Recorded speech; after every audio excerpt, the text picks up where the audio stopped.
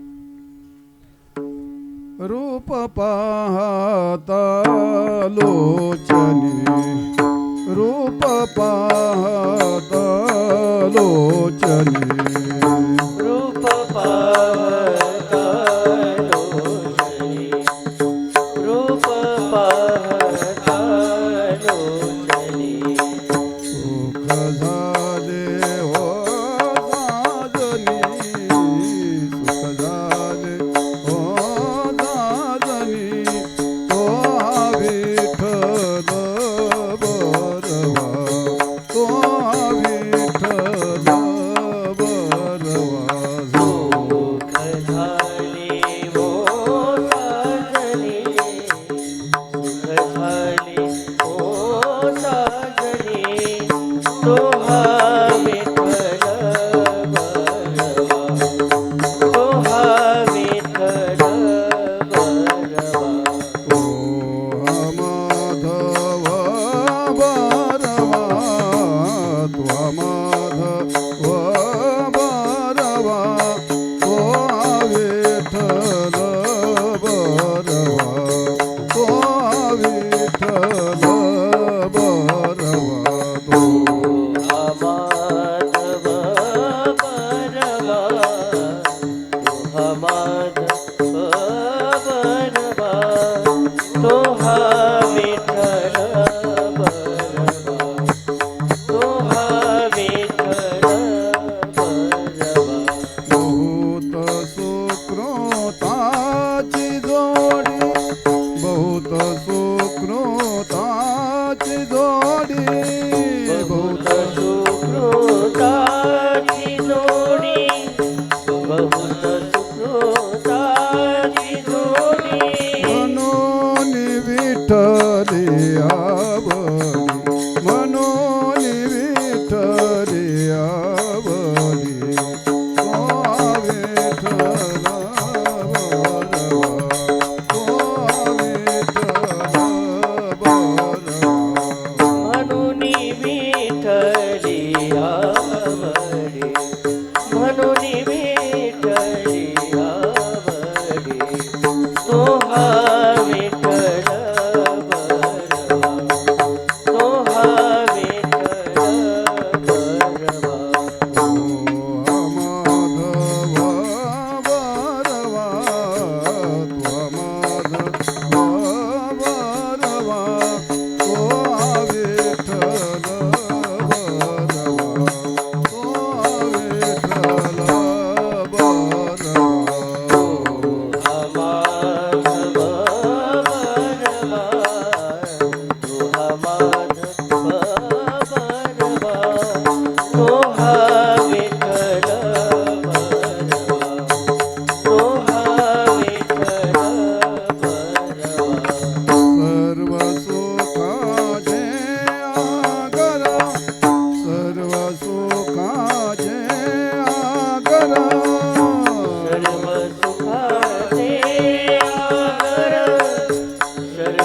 सुखाचे आगर बापर कुमा देवीवर बापर कुमा देवीवर तो विठ्ठल बरवा तो विठ्ठल बरवा बाप रखुमा देवीवर बाप रखुमा देवीवर तो हा विठ्ठल बरवा तो हा विठ्ठल बरवा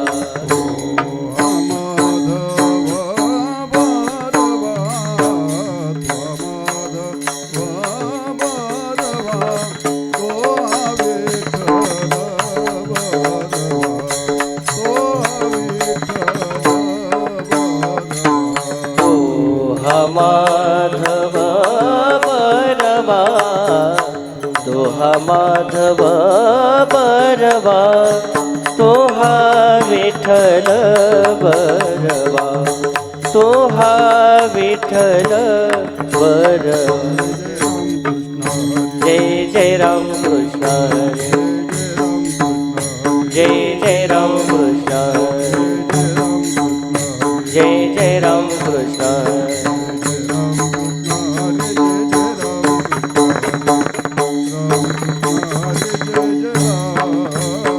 जय जय राम कृष्ण हरी जय जय राम कृष्ण हरी राम कृष्ण हरी जय जय राम जय जय राम हरी देव वसे चित्ती त्याची घडावी संगती त्याची घडावी संगती त्याची घडावी संगती देव वसे चित्ती त्याची घडावी संगती त्याची घडावी संगती त्याची घडावी संगती जे आवडते मना देवा पूर्वावी वासना देवा पूर्वावी वासना देवा पूर्वावी वासना ऐसे आवडती मना देवा पूर्वावी वासना देवा पूर्वावी वासना देवा पूर्वावी वासना हरी जना सवे भेटी न हो अंग संग तुटी न हो अंग संग तुटी न हो अंग संग तुटी हरी जना सवे भेटी न हो अंग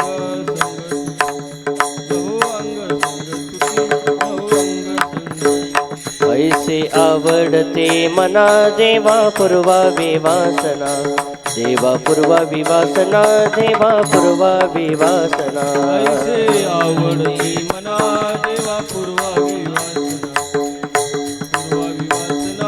देवा पूर्वावी वासना तुका म्हणे जिने म्हणे जिने तुका म्हणे जिने म्हणे जिने तुका म्हणे जिने भले संत संगष्टने भले संत संगष्टने भले संत संगष्टने तुका म्हणे जिने भले संत संगठने भले संत संगठने भले संत संगठने ऐसे आवडते मना ऐसे आवडते मना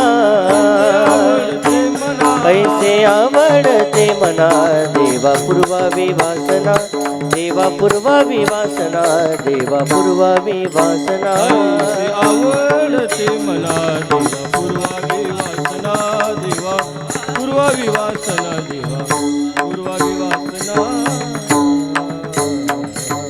शोभा रखुमाई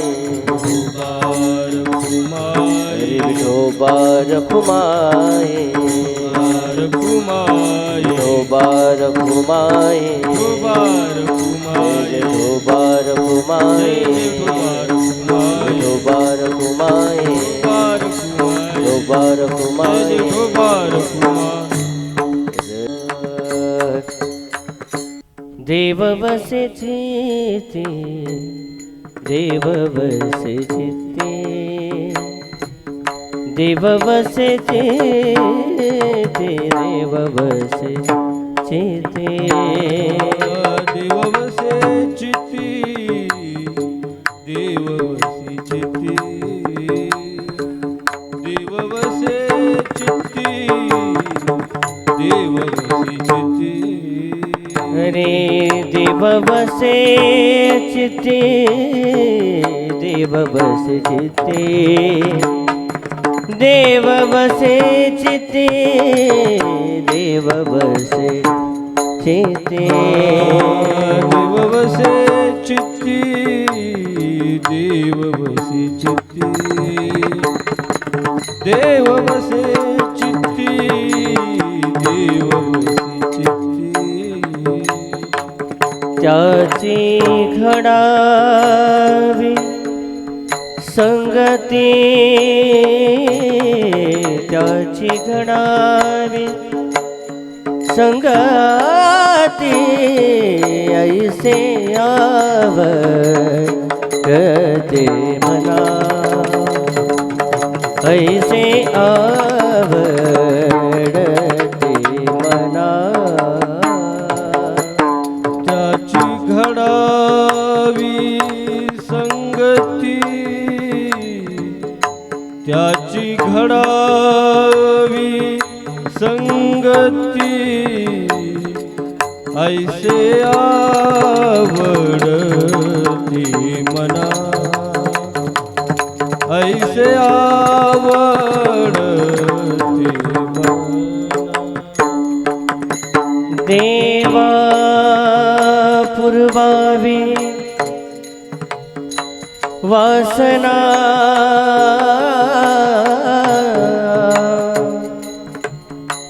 हे देवा पूर्वावी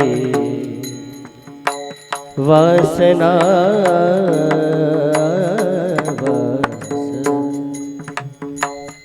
देवा पूर्वावी वास वास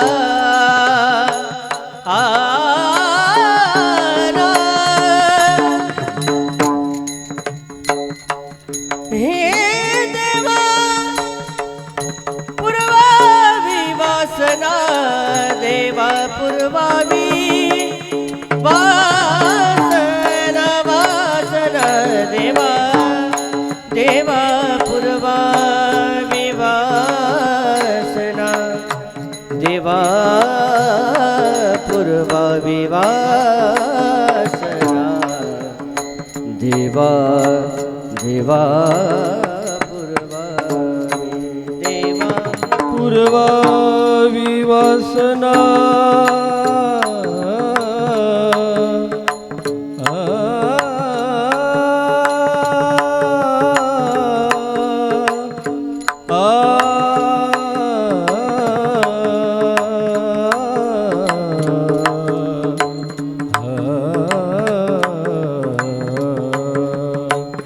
देवा पूर्वावी वासना देवा पूर्वावी वासना ऐसे आवडते मना ऐसे आवडते आवडते मना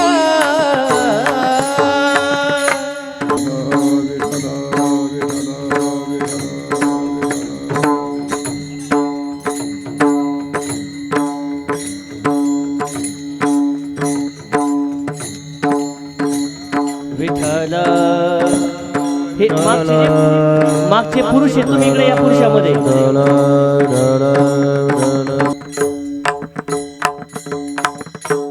देवसे चित्ते त्याची घडावी संगती, ऐसे आवडते मना देवा पूर्वावी वासना. हरिजना सवे भेटी नभो अंग संग तुटी, ऐसे आवडते मना देवा पूर्वावी वासना. तुका म्हणे जिने,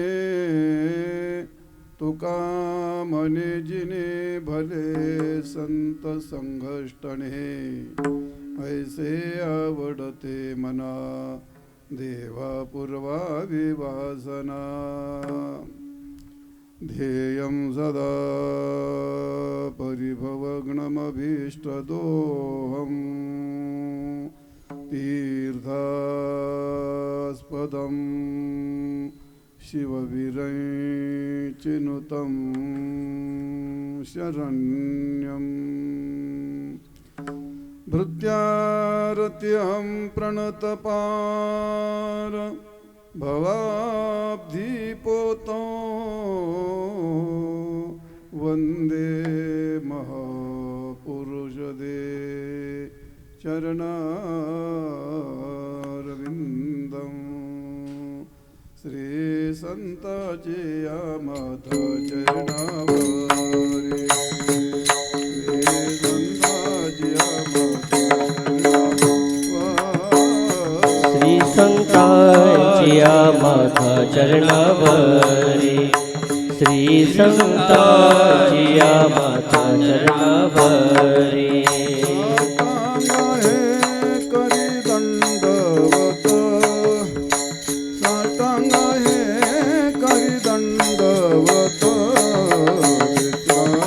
विश्रांती पावलो विश्रांती पावलो.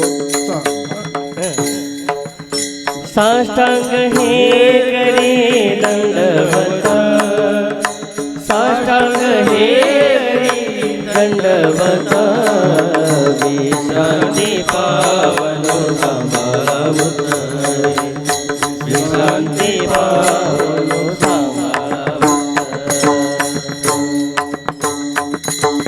देवसे चित्ते त्याची घडावी संगती, ऐसे आवडते मना देवा पूर्वावी वासना. प्रस्तुत सेवेकरता घेतलेला अभंग संत श्रेष्ठ वैराग्यमूर्ती जगद्वंद्य जगद्गुरु श्री संत तुकाराम महाराज यांचा हा 4 चरणाचा संतांचं महत्त्व असल्यामुळे संतांच्या संगतीचं महत्त्व प्रतिपादन करणारा अत्यंत उत्तम गोड आणि चिंतनीय अभंग सेवेकरता निवडला आहे.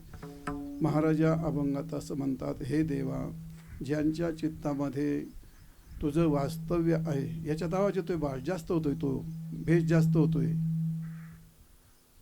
हरिओम हरिओम हरी. बरं आहे, बस राहू दे आता. बरं आहे.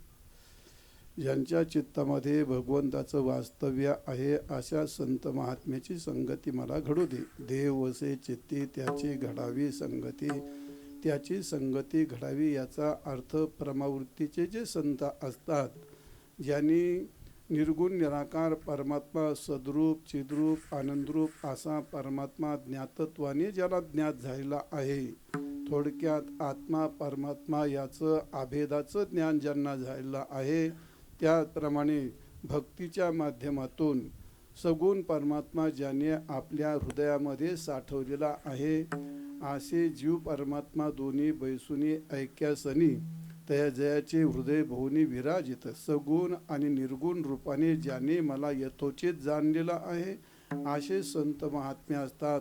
त्यांना परमावृत्तीचे संत म्हणतात. आणि अशा संत महात्म्यांची भेट मला होऊ दे. देवसे चित्ती त्याची घडावी संगती, ऐसे आवडते मना. माझ्या मनात मला अशी आवड आहे, हे देवा पूर्वावी वासना. वासना म्हणजे इच्छा. माझी वासना तू पूर्ण कर. त्याचं कारण संत कोण आहे तुला ते कळतात. तू तू तू काय आहे स्वतंत्र आहे, सर्वतंत्र आहेस. कर्तुम अकर्तुम अन्यथा कर्तुम शक्ती तुझ्याकडे असल्यामुळे संत संगती घडवून देण्यास तूच या जगतामध्ये समर्थ आहेस. संत मला कोण आहेत हे काही कळत नाही. आणि म्हणून देवा पूर्वावी वासना, देवा माझी एवढी इच्छा तू पूर्ण कर, असं तुकाराम महाराज म्हणतात. का? सर्वसाधारण सामान्य माणसाला संत कळत नाहीत. संत कळाले तर ते भेटत नाहीत. भेटी झाली तरी ते टिकत नाही. म्हणून संत कोण आहेत तुझ्या कृपेने मला कळतील. जरी संत कळाले तरी तुझ्या कृपेने मला त्यांची भेट होईल. आणि जरी भेट झाली तर ती भेट टिकत नाही. त्याकरता तुझ्या कृपेने ती संतांची भेट टिकेल. म्हणजे संतांची भेटी हा अत्यंत दुर्लभ योग असतो. आणि जरी भेटी झाली तरी ते टिकणं त्याहीपेक्षा दुर्लभ असतं. म्हणून महाराज म्हणतात हरिजना सवे भेटी, या संत भेटीचा योग सांगितला. संत भेटीचा योग अप्राप्तश प्राप्ती योग. हा संत न कळणं न भेटणं पण तुझी कृपा झाली तरी हरिजना सवे भेटे अन्न हो अंग संग तुटे. झाले संतांची भेट माझी कधीही विघटित होऊ नये, मग तुझ्या कृपेने ती टिकून राहावी, याला म्हणतात क्षेम. संत भेटीचा योग तुझ्या कृपेनेच येईल आणि संत भेटीचा क्षेम. झालेली संत भेट टिकणं हे तुझ्या कृपेने होईल. म्हणून हरिजना सवे भेटी न हो अंग संग तुटे. आणि अशा संतांच्या संगती जीवन जर माझं गेलं व्यतीत झालं तर माझं जीवन भलं आहे, माझं कल्याण होईल महाराज म्हणतात. जीवाची भूमिका अंगावर घेऊन तुकाराम महाराज म्हणतात मग माझं जीवन सार्थक होईल. संतांच्या भगवंताच्या संगती वाचून माणसाचं जगणं म्हणजे ते भलं नव्हे, ते कुत्र्याचं जीणं असतं. संतांच्या विचाराने जीवन जगणं म्हणजे संत संगती. भगवंताच्या विचाराने जीवन जगणे म्हणजे भगवत संगती. आणि अशा संगतीने तुझ्या कृपेने मला जर लाभले तर मात्र माझं जीवन भले. तुका म्हणे जिने म्हणजे जगणे, आणि भले म्हणजे सर्वोत्तम. तुका म्हणे जिने आणि भले संत संघष्टने. संतांच्या संगतीने ते जीवन धन्य होतं, ते भलं होतं, अन्यथा ते जीवन व्यर्थ जातं. म्हणून देवा मला संतांची संगती घडवून दे, असा अभंगाचा शब्दशः अर्थ सांगितला. विठार विठार विठार विठ्ठल विठ्ठल विठ्ठल विठ्ठल विठ्ठल.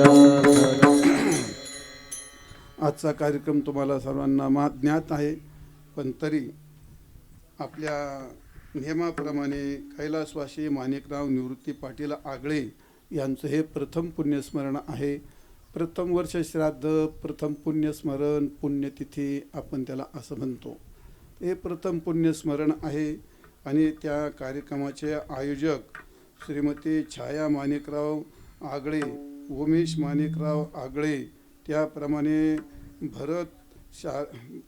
भरत सारंदर आगळे, सोनाली शरद पाटील मुखेकर आणि सौ दीपाली राहुल शिंदे, त्याप्रमाणे श्री मुरलीधर निवृत्ती पाटील आगळे, बाळासाहेब निवृत्ती पाटील आगळे, किसन कुंडलिक पाटील आगळे आणि हरिभाऊ कुंडलिक पाटील आगळे, श्री पंढरीनाथ श्रीधर पाटील आगळे, एकूण समस्त आगळे परिवार या कार्यक्रमाने आपल्या या कुटुंबाने हा कार्यक्रम आयोजित केला आहे.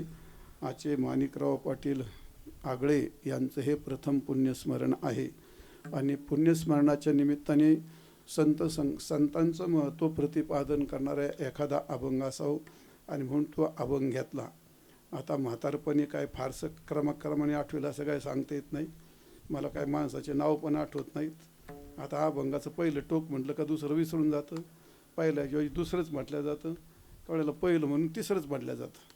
तर ते असं का होतं ते तुम्ही म्हातारे झाले का मग तुम्हाला कळेल असं का होतं. म्हातारं जावे त्याच्या वंशात तेव्हा कळेल, ते असं काय आधीमध्ये कळत नाही, माणसाला सांगून काही कळत नाही. पण तर असो, आता माझ्याकडं कोणी कार्यक्रम घेतला हे आपल्याला माहिती नाही, कोणी मला इथं आणलं हे पण मला माहिती नाही. ते म्हणले आज कार्यक्रमाला जावंच लागेल. बरं चला म्हणले, आता तुमच्यावर त्यांची लई श्रद्धा आहे असं हे म्हणतात. आता त्यांची किती घे मला काय माहीत नाही, पण हे म्हणते तुमच्यावर लई श्रद्धा आहे त्यांची, आपण हो म्हणायचं, दुसरं काय करायचं. आमच्यावर सगळ्याच लोकांची श्रद्धा असते, आम्ही त्याच्याबद्दल काय नाकारीत नाहीत आणि ती खूप चांगली गोष्ट आहे. कोणत्याही महाराजांच्याबद्दल भावना असणं ती उद्धाराचाच एक भाग आहे, तो उद्धाराचं साधन आहे ते. तर तो असो भाग आजच्या या कार्यक्रमाकरता आपल्या चिंतनाकरता निवडलेला आहे तुकाराम महाराजांचा अभंग. महाराज या अभंगामध्ये आपल्याला संत संगतीचं महत्त्व सांगतात. परमार्थामध्ये भगवत प्राप्तीकरता अनेक साधनं सांगितलेली असतात. जप आहे, तप आहे, योग आहे, याग आहे. जप, तप, तीर्थ, व्रत, वैकल्य, कर्म, उपासना, ज्ञान इत्यादी साधनांची नाही वाणी येते. भरपूर साधनं सांगितलेली असतात, पण त्या प्रत्येक साधनामध्ये एक दोष असतो. त्या साधनाला दुसऱ्या साधनाची जोड द्यावी लागते. आणि असं कोणत्याही शास्त्रात सांगितलं नाही की हे साधन तुम्हाला भगवत प्राप्ती करून देईल. ते साधनं अर्धेच असतात, ते एकच कामं करीत असतात. ते नामस्मरण स्वतंत्र साधन असलं तरीसुद्धा त्या नामाला वेद स्वतंत्र ग्रंथ असतो, तरी त्या वेदाला म्हणजे वेदाला, शास्त्राला, नामाला सर्वांना संतांची गरज पडते. म्हणजे वेदाचं वेदत्व प्रतिपादन करण्याकरता संत नसती तर आपल्याला वेद काय माहीत नसा पडला. कशाला वेद म्हणतात काय माहिती आपल्याला, काय नाही.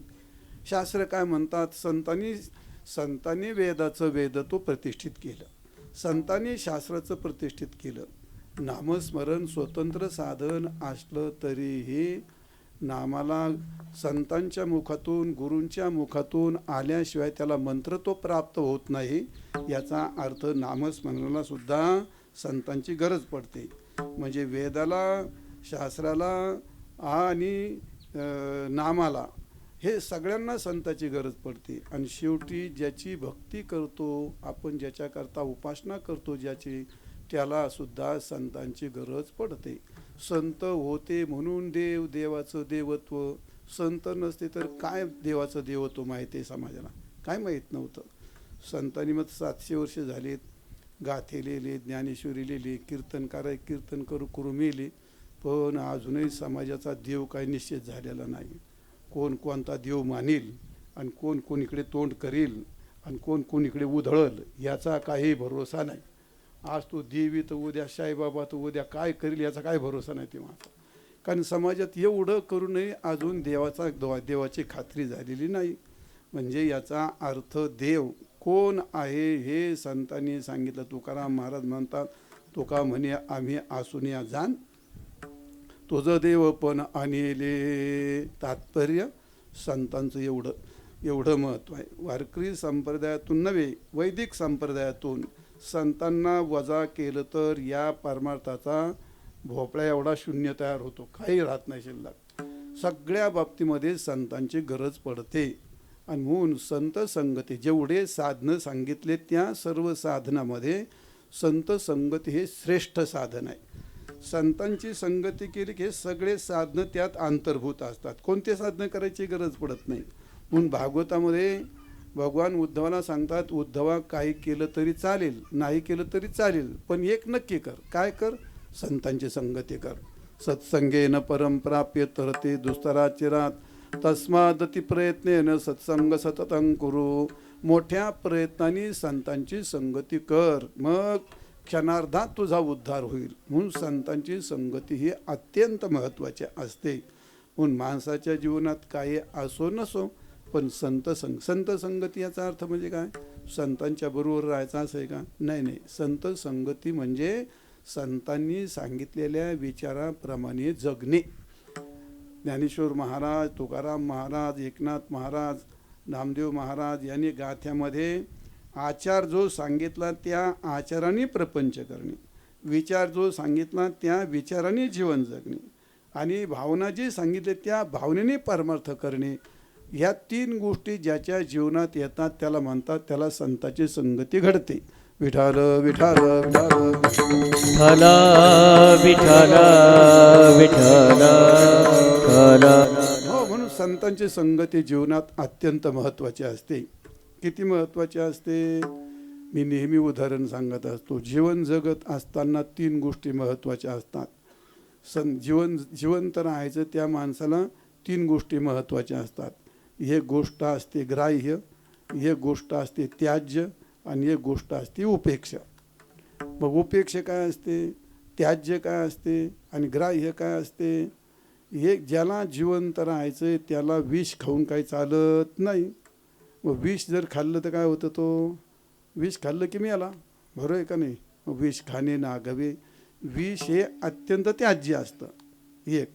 दुसरी गोष्ट उपेक्षा काय असतं, पान तंबाखू बिडी काडी चहा कोको कोला काय असेल ते सगळं ते उपेक्षा गोष्ट असते. घेतली काय नाही घेतली काय चालतं, त्याला उपेक्षा गोष्ट असते. पण तिसरी गोष्ट असते जगण्याकरता अत्यंत ग्राह्य, त्याला काय म्हणतात, अन्न पाणी श्वास ह्या गोष्टी अत्यंत ग्राह्य असतात. पाणी काही पाहून तहान जात नाही, मग पाणी काय करावं लागतं, पाणी काय करावं लागतं, पाणी प्यावंच लागतं का? पाणी पाहून तहान जाते? देखून या जीवन जरी जाय तहान तरी काय हे साठवण घरोघरी. म्हणजे पाणी पाहून तहान जात नाही, पाणी प्यावंच लागतं, अत्यंत ग्राह्य गोष्ट. दुसरी गोष्ट अन्नाचा वास घेऊन काही पोट भरत नाही, मग अन्न हे खावंच लागतं, अन्न हे खावंच लागतं. अन्नाच्या परिमळे जरी जाय भूक तरी काय हे पाक घरोघरी, अन्न हे घ्यावंच लागतं, पाणी प्यावंच लागतं, अन्न खावंच लागतं. आणि श्वास घ्यावा लागतो का घ्यावाच लागतो. लय लांब बसले तुम्ही माझ्यापासून, लय लांब असे समोर पाहिजे श्रोते, दहाव्याला बसल्यासारखे पार पलीकडे जाऊन बसतात. तुम्हाला वाटतं का बाबा पैसे मागतो, लय लोकांना धाक बाबा बाबा बाबा. अजून कीर्तनाला कसं बसावं हे कळत नाही. 700 वर्ष झाली आता, काय 700 वर्ष झाली तुम्हाला कीर्तनाला कसं बसावं हे अजून नाही कळत. अरे नका नका नको आता नको नको नको नको नको नको नको नको आता नको आता नको. आता सगळं कीर्तन बसलेली बैठक उधळून टाकता आणि तुम्ही बी माझ्या म्हातारीची नका फजिती करू, फक्त माझं लक्ष देऊन ऐका म्हणजे झालं. कुठं का होईना पण ऐकलं. बघ तुम्ही त्या मोबाईलमध्ये बोटं घालते का पाठीमाग काही दिसत नाही, काढा मोबाईल का बसतो त्यात बोटं घालली, कधी वर पाहतो कधी खाली पाहतो, वर पाहतो. धड मोबाईलमध्ये नाही, धड कीर्तनातही नाही. धनगराचं कुत्र धड मेंढ्या पण धड शेळ्या पण. ते माणसं लांब बसण्याचं कारण तेच असतं. असं आहे, जवळ का बसायचं नाही, ताटकळून बसावं लागतं, बाबाकडं पाहावं लागतं, ऐकावं लागतं. एखाद्या वेळी उगाच बाबाने विचारलं हे का रे आमचं काय, म्हणजे उत्तर द्यायचं नको कोटाना, आपलं लांब बसलेलं बरं कोपऱ्यात तिकडं. असं आहे काय मग या तरीच कोपऱ्यात. आणि काय ते इतके हिशोबात बसतात, पुंडली झाली का फेरला का बसला पंक्तीच्या जागेवर, पंक्तीच्या धोरणाने बसतात. काही पंक्तीच्या धोरणाने, काही मोबाईलच्या धोरणाने, काही गप्पाच्या धोरणाने. बरीच बायकोचा फोन आला तर काय करावं मग, कसं बाबासमोर हॅलो कसं काय बनायचं. माणसं लय हुशार तुम्हाला सांगतो, माणसं एवढे बनेल असतात.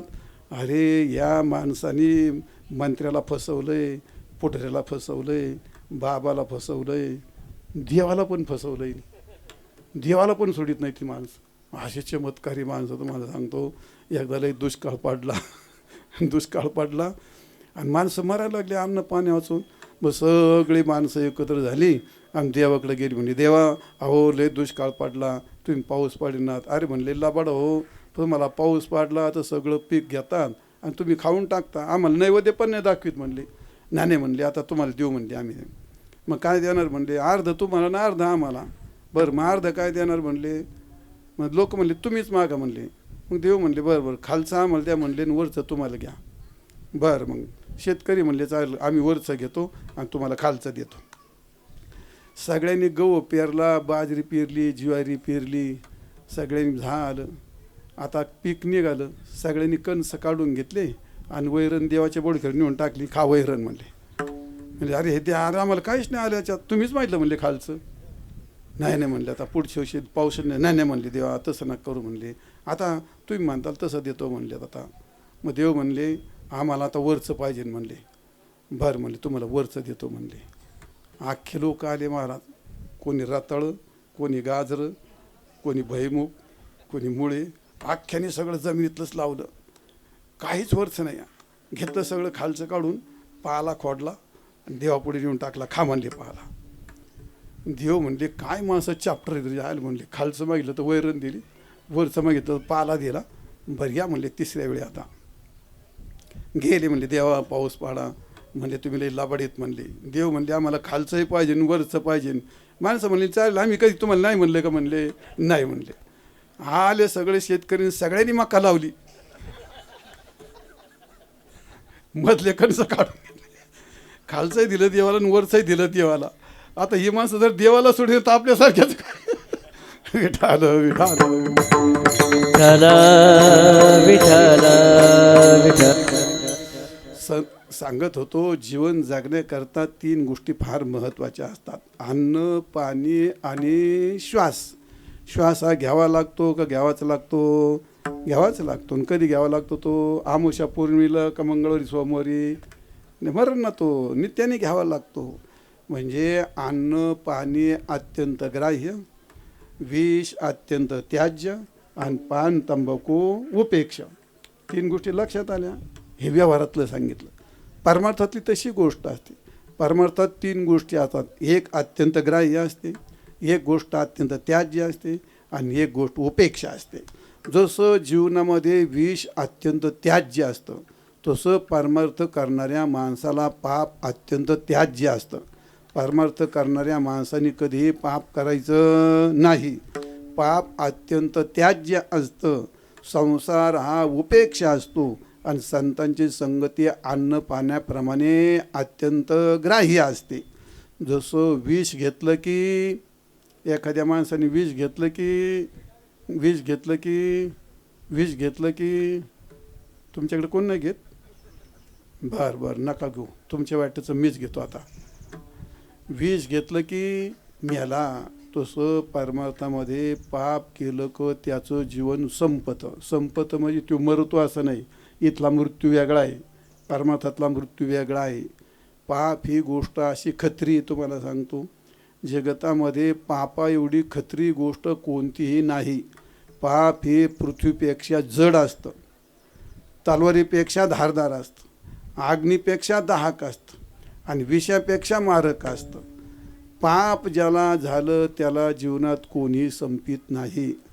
दिल्लीचा गल्लीत येतो कशामुळे? पापामुळे.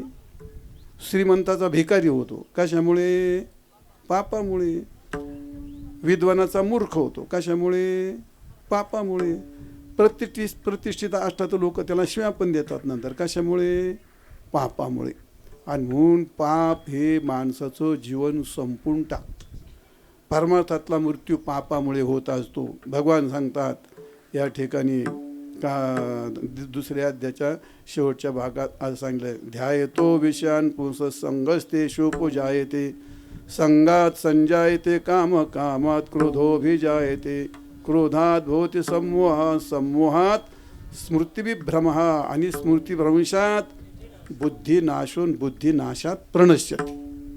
नाश कशाने होतो? तो कामाचं चिंतन केलं, पाप झालं, पापामुळे मग नुसते नश्यते नाही प्रणश्यते. तुम्हाला नाही कळलं ते मराठी भाषेत सांगतो मला. एखादा मनुष्य महिन्याची वारी करतो, पण जर त्याच्याकडून पाप झालं तर त्याची महिन्याची वारी 2 महिन्यावर जाते, 3 महिन्यावर जाते, 6 महिन्यावर जाते, वर्षावर जाते आणि शेवटी वारी बंद पडते. याला म्हणतात परमार्थातला मृत्यू. आणि कशामुळे झालं? हे पापामुळे. एखादा मनुष्य जप करतो, रोज 500 करतो, 1000 करतो, 2000 करतो, 10,000ही करतात काही. पण जर काही गडबडगुंडा झाला, पाप झालं तर तो 500चा 200, 200चा 100, 100चे 50 आणि शेवटी बंद पडतं. हा आहे परमार्थातला मृत्यू. गळ्यातली माळ निघून जाते, वारी बंद पडते. ज्ञानेश्वरी वाची होता 500 वया, 500च्या 200, 200च्या 100, 100च्या 50 आणि शेवटी बंद. वारी बंद झाली, ज्ञानेश्वरी बंद झाली, जप बंद झाला, गळ्यातली महाळ निघून गेली. याला काय म्हणतात? हा परमार्थातला मृत्यू. आणि हा कशामुळे आला? तो पापामुळे. जसं विष घेतलं का जीवन संपतं तसं व्यवहारात परमार्थात पाप केलं का त्याचं पारमार्थिक जीवन संपून जातं. विठाल विठाल विठ्ठल विठ्ठल विठ्ठल विठ्ठल. हो, मग परमार्थ करायचं म्हणजे नेमकं काय करायचं असतं? परमार्थ करायचं म्हणजे नेमकं काय करायचं? परमार्थ करायला माणसाला एवढा ऊत येतो, माळीच काय घालतो, सपाटून गंधच लावतो लयच आरडाओरड भजन करतो, कीर्तनही लय करतात. आता कीर्तनाचं लय काय काय बोलायचं काय काम नाही. अरे याला काय परमार्थ नाही म्हणत. मग परमार्थ कधी होतो तो तुमच्या आमच्या जीवनातलं सगळं वाईट सुटलं म्हणजे मग परमार्थ सुरू होतो. दुराचार सगळा संपला म्हणजे मग परमार्थ करायचा आहे. तुम्हाला पाप सोडायचं आहे का पुण्य करायचं आहे? अरे इकडे तिकडे काय पाहता, मा इकडे पाहा ना. तुम्हाला पाप सोडायचं आहे का पुण्य करायचं आहे? काय करायचं? पुण्य करायचं काय? पुण्य करावं लागत असतं काय? पुण्य करायचं काम असतं काय? पाप सोडावं लागतं. ज्याला पाप सोडता येतं त्याला पुण्य करता येतं. पुण्य स्वयंभू असतं, पुण्य करावं लागत नाही, देव भेटावं लागत नाही. तुमच्या अनुभवातलं उदाहरण सांगतो. माणसं विहीर खांदतात की नाही? मग ते पाणी लावतात का माती काढ? तुमच्याकडे काय काम आहे? पाणी लावायचं काम आहे का माती काढायचं? माती काढा. मग पाणी लावायला का तू काय लागावपणा करतो? तुझ्या हातात आहे का पाणी लावायचं? पाणी त्याच्यात स्वयंभू आहे खाली जमिनीमध्ये. पाणी लावायचं काम तुमचं नाही. तुमचं काम काय? फक्त माती काढायचं. मग तसं परमार्थ करायचा म्हणजे सगळे दोष काढायचे, यालाच परमार्थ म्हणतात. दुसरं का हे नाही. म्हणजे काम, क्रोध, लोभ इत्यादी विकार आणि ते त्याच्याकडून घडणारं पाप, ते पाप काढायचं. बाकी जाग्यावरच असतं. तुम्हाला उदाहरण सांगतो. विठाल विठाल विठाल विठ्ठल विठ्ठल हो, रशियामध्ये एक मूर्ती प्रदर्शन भरलं होतं. बऱ्याच मूर्ती आल्या होत्या. रामाची, कृष्णाची, विष्णूची, मारुतीची, देवीच्या अशा मूर्ती आल्या होत्या. एकाने रामाची मूर्ती केली होती, प्रभू रामचंद्राची मूर्ती केली होती आणि त्याला मोठं बक्षीस मिळालं 5 लाखाचं. आणि मग लोक त्याला म्हणले, अरे तू कशी काय मूर्ती केली बा? तो म्हणायचं मी मूर्ती केलीच नाही म्हणायचा. आणि त्याला खूप लोक म्हणायचं असं कसं काय तुला बक्षीस मिळालं, कशी काय मूर्ती केली? तो म्हणला मूर्ती केलीच नाही. मग एका पत्रकाराने त्याला विचारलं, का नाही ह्या मूर्ती करता तू नेमकं काय केलं? तो म्हणला आता सांगतो म्हणला. तो म्हणला अशी एक मोठी शिळा होती, त्यातला अनावश्यक भाग मी असा फक्त कोरून काढला आणि मूर्ती दगडातच होती. उदाहरण लक्षात आलं असेल तुमच्या. मग त्यांनी मूर्ती केली का अनावश्यक भाग करून काढला? फक्त अनावश्यक भाग करून काढला आणि मूर्ती काय होती? दगडातच होती. मग तसं या शिळेतून अनावश्यक भाग करून काढला का पुण्य आणि देव आतमध्येच आहे का बाहेरून आणून घालायचं आहे त्याच्यामध्ये? तुकाराम महाराज म्हणतात, देवची बरे देवची बरे तुका म्हणे खरे तुम्ही, तुका म्हणे खरे तुम्ही, तुका म्हणे खरे तुम्ही. देवची बरे देवची बरे खरे तुम्ही, तुका म्हणे खरे तुम्ही, तुका म्हणे खरे. हो देवची बरे देवची बरे, तुका म्हणे खरे तुम्ही, तुका म्हणे खरे तुम्ही, तुका म्हणे खरे तुम्ही. देवाची बरे देवाची बरे, तुका म्हणे खरे तुम्ही, तुका म्हणे खरे तुम्ही, तुका म्हणे खरे तुम्ही. हो हो हो. देवची बरे देवची बरे तुका म्हणे खरे तुम्ही. तात्पर्य परमार्थ करायचं म्हणजे पाप सोडणे, दुराचार सोडणे, वाईट सोडणे, याला म्हणतात परमार्थ करणे.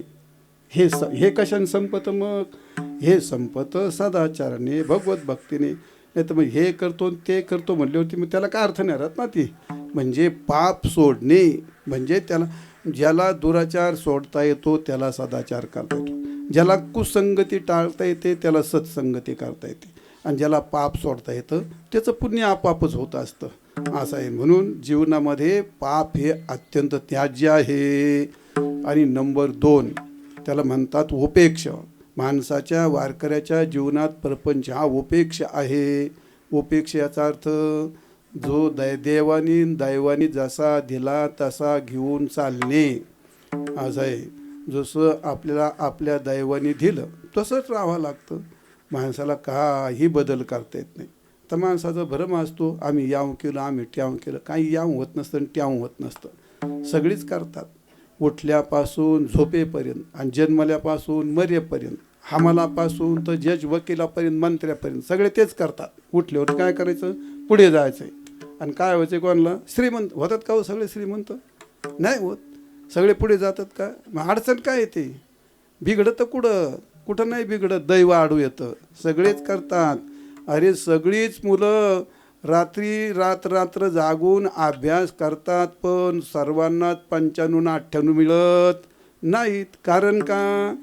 तो प्रयत्न करीत नाही का? करतो. त्याच्या प्रयत्नाला त्याच्या सुदैवाची जोड नसते आणि त्यामुळे त्याला त्याच्या दैवाने फार मोठा तलाव असला तर तुम्ही गंगेच्या काठाला आहेत, आता भरपूर पाणी साठलेलं आहे, तुम्हाला पाणी घ्यायचं आहे. मग आता पाणी भरपूर आहे, पण तुमच्याकडे घडा जेवढा आहे तेवढंच भरून येईल का नाही? जेवढं गाडगं आहे तेवढंच भरून येईल का दुसरं काय भरून येईल? जेवढं गाडगं आहे तेवढंच भरून येतं तुम्हाला. तशीच गोष्ट असते. प्रारब्धाचं मडकं जेवढं आहे तेवढंच त्यातून आपल्याला भरून येतं. आणि म्हणून प्रपंच हा आपल्या दैवानी जसा दिला तसा राहावा लागतो. ठेविले अनंते तैसेचे राहावे नाही, राहावंच लागतं. दुष्काळ पडला काय करतो तो?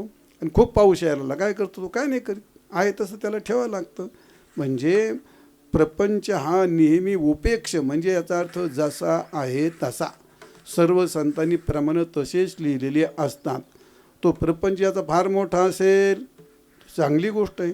लोकाला मदत करा, लोकाच्या गरिबाच्या मुलीचे लग्न करा, मुलाला शिक्षणाला मदत करा, चांगले महाराज कोणी असतील त्यांना शिकण्याला मदत करा, चांगली गोष्ट आहे. श्रीमंती आहेत आणि ज्याची गरिबी आहे मग त्यांनी काय आता ते काय परमार्थ करा त्यांनी. म्हणजे याचा अर्थ जसा प्रपंच आहे तसं माणसाला राहावं लागतं. कारण त्याच्यापेक्षा माणसाला उन्हा आधी काय करता येत नसते. ती प्रारब्धाची गोष्ट असते. असं म्हणून ती काय गोष्ट असते? ती उपेक्ष गोष्ट असते. त्याच्यावरती आपल्या स्वाधीन काही नसतं. ते प्रयत्न करावे लागतात. प्रयत्न सर्वच करतात, भरपूर करतात. पण म्हणून भगवंतानी लिहिला आहे महत्त्वाचा श्लोक, कर्मण्यवाधिकार असते आणि मा फलेषु कदाचन. कर्म कर, यथोचित कर, भरपूर कर, पण त्यातून जे मिळेल ते तुला आहे त्यात समाधान मानावं लागेल. मिळण्यामध्ये स्वातंत्र्य नाही, करण्यामध्ये सगळ्यांना स्वातंत्र्य असतं. आणि म्हणून त्याला काय म्हणतात? उपेक्ष. त्याला काय म्हणतात? उपेक्ष. प्रपंच मोठा असला तरी परमार्थाला प्रतिबंध नाही आणि प्रपंच छोटा असला तरी परमार्थाला प्रतिबंध होत नाही. आता ही प्रापंचिक माणसं असतात. सगळ्यांनी तुम्ही आता लग्न केले, लग्न आहेत, बायका आहेत, मुलं बंगले सगळं आहे, नातू पंतू सगळं मस्त घर भरलं आहे गोकुळासारखं. तुमचा परमार्थ चालला की नाही? चालला. आणि आमचं मागण पुढं फुपट उडं, आम्हाला मागण पुढं काहीच नाही, आमचा चालला की नाही? चालला. त्याला काय? परमार्थाला काय अडचण पडते? प्रपंच मोठा गोकुळासारखं घर भरलं तरी परमार्थ करता येतो. आणि आमच्यासारखे हे 67 असले तरी त्यांना पण परमार्थ करता येतो. कारण ती गोष्टच तशी. तुकाराम महाराज भलकट तो संसार येथे सार भगवंत, संसार तो काय तृणवतमय, अग्नी त्याशी खाय क्षण मात्री लटिका व्यवहार सर्वा संसार. वाय रजार हरे वीण, वाय रजार हरे वीण, वाय रजार लटिका व्यवहार सर्व संसार. लटिका व्यवहार सर्व संसार. लटिका व्यवहार सर्व संसार. लटिका व्यवहार सर्व संसार. वाया रझार हरी विना, वाया रझार हरी विना, हरी विना, हरी विना हरि मुखे मना, हरि मुखे मना, हरि मुखे मना, हरि मुखे मना.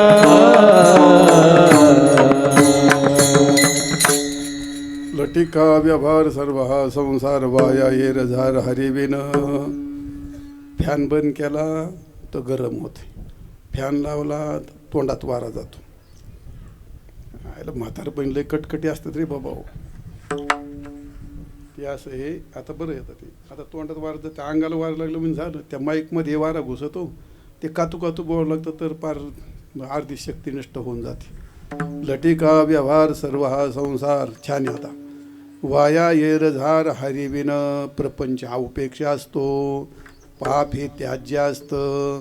आणि तिसरं महत्त्वाचं जसं अन्न पाणी हे अत्यंत ग्राह्य असतं ते घेतलंच पाहिजे तसं ज्यांना परमार्थ करायचा ज्यांना भगवत प्राप्ती व्हावी असं वाटतं अधोगती मिळू नये असं वाटतं नरकाला जाऊ नये असं ज्यांना वाटतं त्यांनी त्याच्या जीवनामध्ये संतांची संगती केलीच पाहिजे. अभंगाच्या पहिल्या चरणामध्ये देव बसे चिती हो देव बसे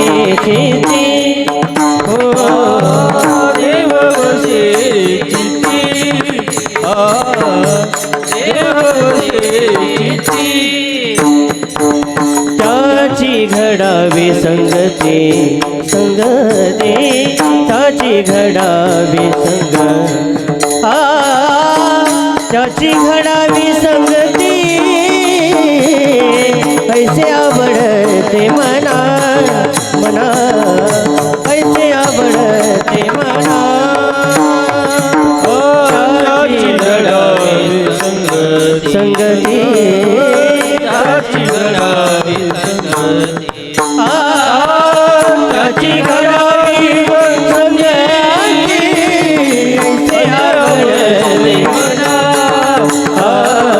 ऐसे आवडते मना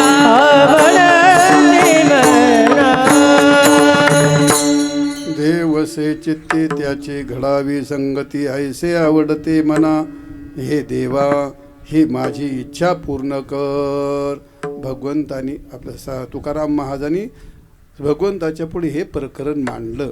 का मांडलं? तुकाराम महाराजाला संत भेटत नव्हते का? त्यांना संत कळत नव्हते का? पण महाराजांनी आपली सर्वसाधारण सामान्य जीवाची भूमिका अंगावरती घेतली आणि मग हे प्रकरण भगवंताकडे मांडलं. देवा संत तुला कळतात समाजाला संत कळत नाहीत. समाजाला सगळं कळतं पण 3 गोष्टी कळत नाहीत. समाजात पहिला कळत नाही धर्म, दुसरं कळत नाही ब्रह्म आणि तिसरे कळत नाहीत संत. धर्म का कळत नाहीत? धर्म अत्यंत सूक्ष्म असतो. ब्रह्म का कळत नाही? ब्रह्म इंद्रियाचा विशेष नसतो. आणि संत का कळत नाहीत? आपल्या ती पात्रताच नसते संत कळण्याची. आणि म्हणून धर्म न कळ. धर्म काय? धर्म अत्यंत सूक्ष्म असतो. किंग कर्म किम कर्मेति कवयोप्यत्र मोहिता. ज्यांनी कर्म धर्माचे कायदे उभे केले त्यांचीच बुद्धी त्यात गुरफटली. सर्वसाधारण सामान्य माणसाला धर्माची सूक्ष्मता कळत नाही. धर्म नाही कळत आणि ब्रह्माचा तर विशेष नाही. आता तुम्हाला कोणालाही विचारलं तुम्हाला ब्रह्म म्हणजे काय, त्यांना ब्रह्म कशाने खाती देत माहीत नाही. त्यांना ते सोडा.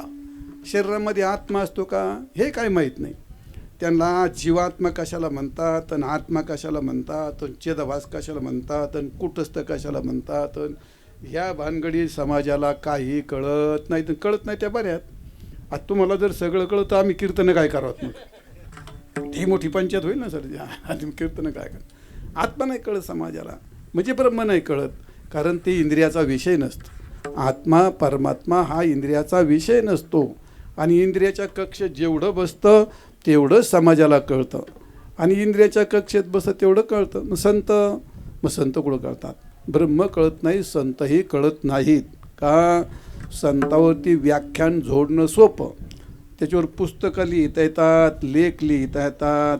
काय म्हणतो संतांच्यावरती माणसाला बोलता येतं, कीर्तन करता येतं. पण संत कळतात असं म्हणता येत नाही. का? तुकाराम महाराज म्हणतात बाबा हो संतांचं संतत्व कळणं फार दुर्लभ असतं. संतांचं संतत्व हे कोणाला हे आबळ्या गबाळ्या माणसाला कळत नाही. महाराज म्हणतात भक्ताचा महिमा भक्तची जाणती आणि दुर्लभ या गती अनेकाशी म्हणजे अगदी मुंगीपासून ब्रह्मदेवापर्यंत सगळ्यावर लाल फुल्या मारून टाकल्या तुकाराम महाराज. संत कळण्याची योग्यता कोणालाही नाही. का नाही? आपल्याला काय कळतं? माणसं किती चतुर झाली, डॉक्टर वकील इंजिनियर झाली, माझ्यासारखी शास्त्री झाली, अजून कोणी तुमच्यासारखी कोणी हुशार झाली. त्याला हे फक्त एवढं जगत कळतं. त्याला कानाने एक शब्द कळतो, डोळ्याने एक रूप कळतं, नाकाने गंध कळतो, जिभेने रस कळतो, त्वगिंद्रियाने स्पर्श कळतो. यातले संत काय आहेत? शब्द म्हणजे संत आहेत का? जर शब्द संत असते तर मग कानाने निर्णय घेतला असता बघ याला संत म्हणतात, हे संत आहेत. कान संत ठरू शकत नाही. संत शब्द कान ऐकू शकतो, पण कान संत कोण आहेत हे नाही ठरू शकत. तर नेत्राला संत कळतात का? ते नाही. त्याला संताचं रूप कळेल, पांढरे कपडे, भगवे कपडे, दाढी, गाडी, माडी, आमकं तमका, हा हूं, ते डोळ्याला एवढं कळन. पण संत डोळ्याला कळतात का? ते संताचं संत तो नाही कळत डोळ्याला. 2. आणि तिसरी गोष्ट मग काय, जिभेला संत कळतात का? नाही कळत. आता जसं आंबट, खारट, तुरट कळतं, तसे संत कळतात का? नाही कळत. आणि कळत नाही तेच बरं आहे. जर संत जिभेला कळाली असते तर कीर्तनाला निघाले होती लोक म्हणले ते चला बाबा चाटायला. चाटून चाटून माणसाने कातडं शिल्कनं ठेवलं बाबाला, बरोबर आहे का नाही? संत जिभेने कळत नाही तर नाकाने कळत नाहीत. नाकाने सुगंध दुर्गंध कळतो, नाकाने कळत नाही ते बरं आहे. नाही तर नाकाने कळले संत तर कोणी आलं कुत्र्यासारखं हुंगला असता, आला का कोणत्या बाबाजवळ, काय तुम्ही संत आहे का नाही पाहतो, असा प्रकार झाला असता. म्हणजे पंचज्ञानेंद्रियाच्या कक्षेत संतांचं संतत्व येत नाही, आणि पंचज्ञानाच्या कक्षेत येतं तेवढंच आपल्याला ज्ञान असतं.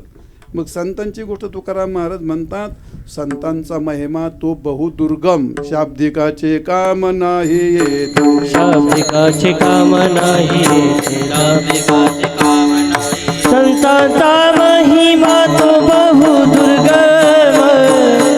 शाब्दिकाचे काम नाही ते, शाब्दिकाचे काम नाही ते, ओ शाब्दिकाचे काम नाही ते.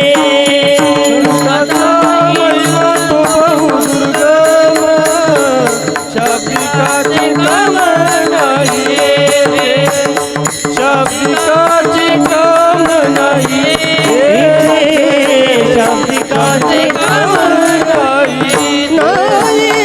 रे.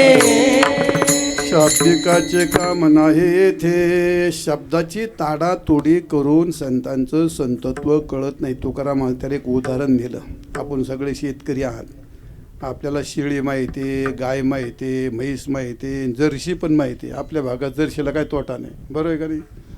मग आता शेळीने किती दूध दिलं, मग ती गाय इतकं दूध देते का ती?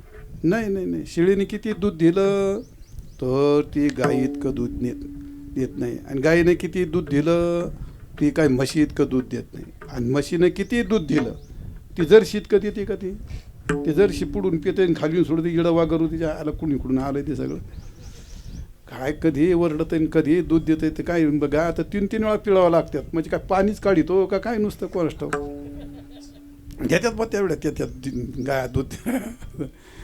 अरे शेळीने किती दूध दिलं तर गाय इतकं देत नाही, गायीने किती दूध दिलं तर म्हशी इतकं देत नाही, आणि म्हशीने किती दूध दिलं ती जर्शी इतकं देत नाही. पण जर्शीनं किती दूध दिलं ते काम दिली होती का?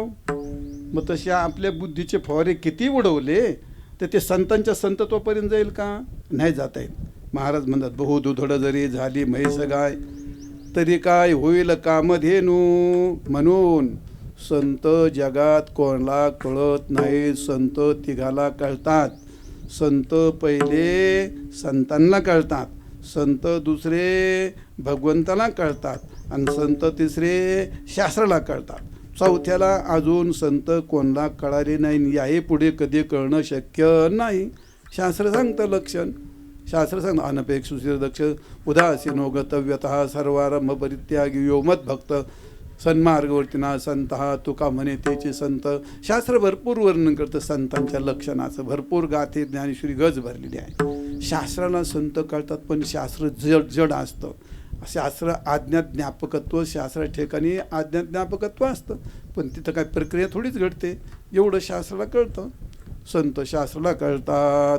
आणि दुसरी गोष्ट संत संतालाच कळतात. आत्ता सांगितलं भक्ताचा महिमा फक्त भक्तच जाणते, इतराला तो जाणता येत नाही.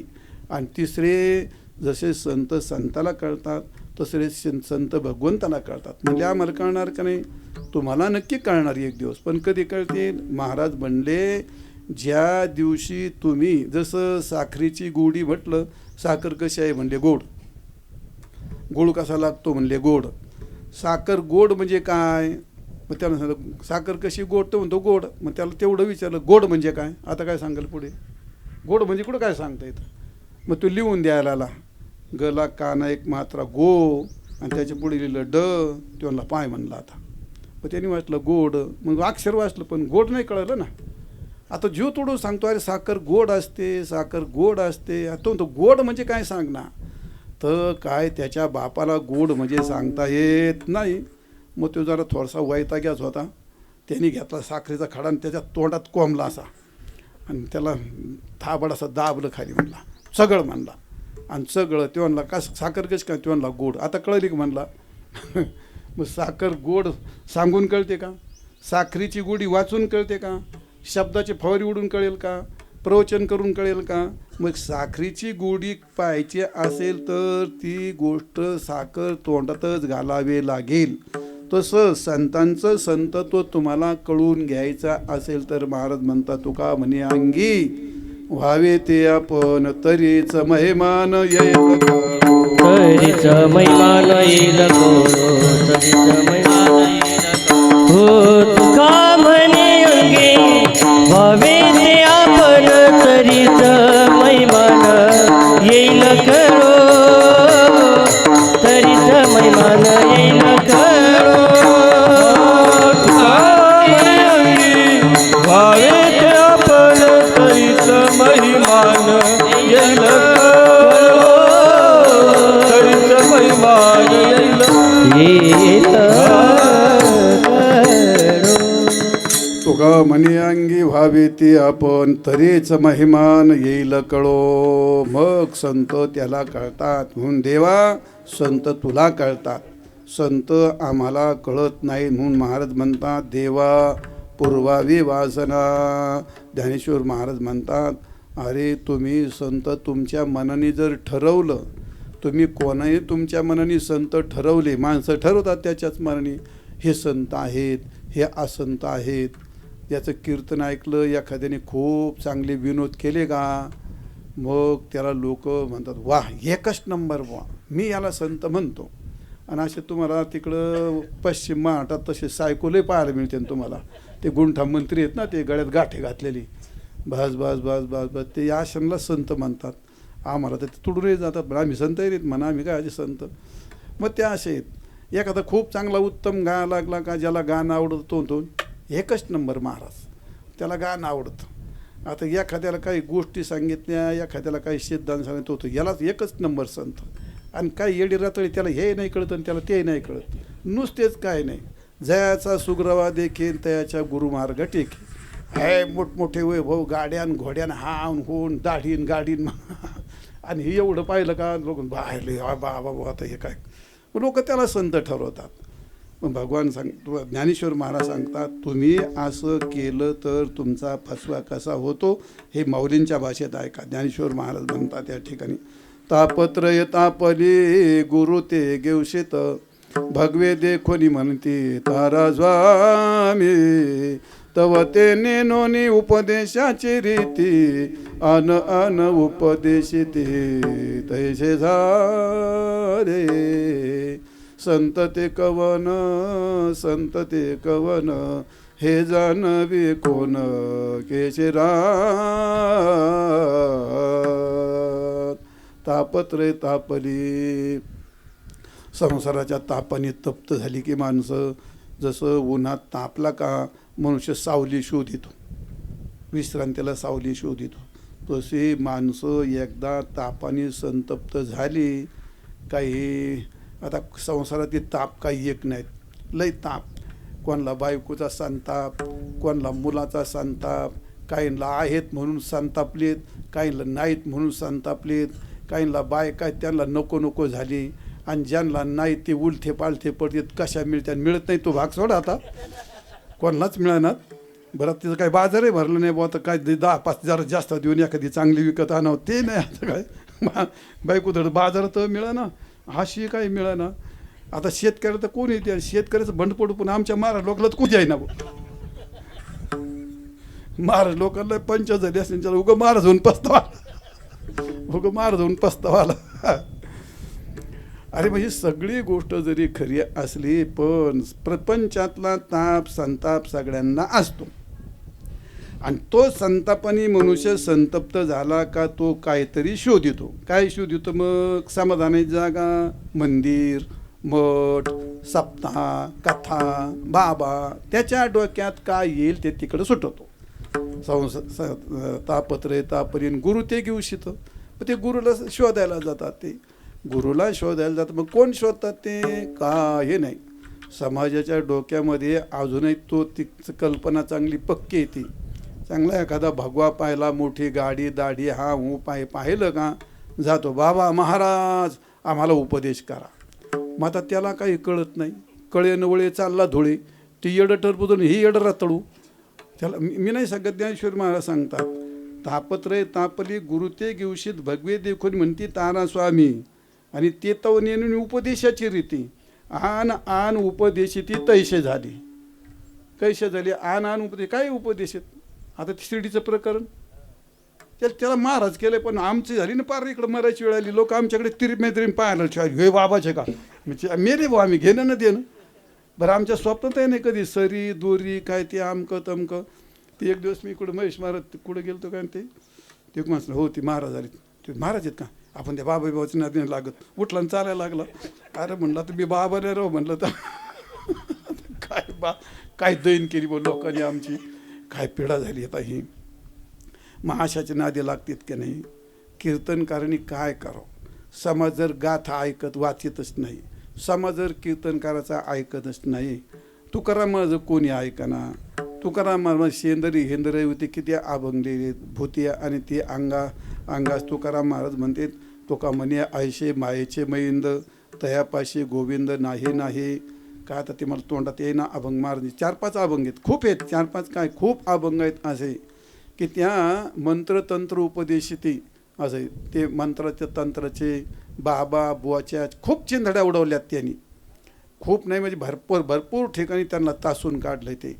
मग आता असं असताना एवढं सगळं कीर्तनकार सांगते तरी समाज ऐकतो का? नाही ऐकत. अजून कितीतरी पद्धतीने आपल्या तर नेवाशा तालुक्यात कमी, पण कोकणात तिकडं पलीकडं सांगली सातारा कोल्हापूर अजून लई रेडी रतळे. तुम्हाला सांगतो एका गावात 10-5 माळकरी असतात. अजून लईच तिकडं ते भूताक्याताचं वातावरण अजून तसंच आहे त्या कोकणामध्ये. अजून बुवान बाबान सरीन दोरीन ते अजून खूप आहे तिकडं तसं. ते असं म्हणजे याचा अर्थ ते कोणाच्या नादी लागतील याचा काही भरोसा नाही. समाजातली गोष्ट आहे ती. समाज शहाणा कधी होतोय ते काल नाही का ते मोबाईलवर. आता काय बाबा त्या मोबाईलच्या अख्ख्या किपा तो खरात खरात खरात खरात खरात खरात पेपर येते, टी व्ही येते, हे येते, कुणी पावतं सगळे खरात. चालेल खराचीच वरात निघाली, खराताची वरात भलती निघाली. आता मग ते खाली एक टिपणी टाकली महेश महाराज त्याला. त्या मला नाही टाकता पण मी टाकली ती येडी वाकडी. ते बाबाचे कोण मागं लागता तुम्ही?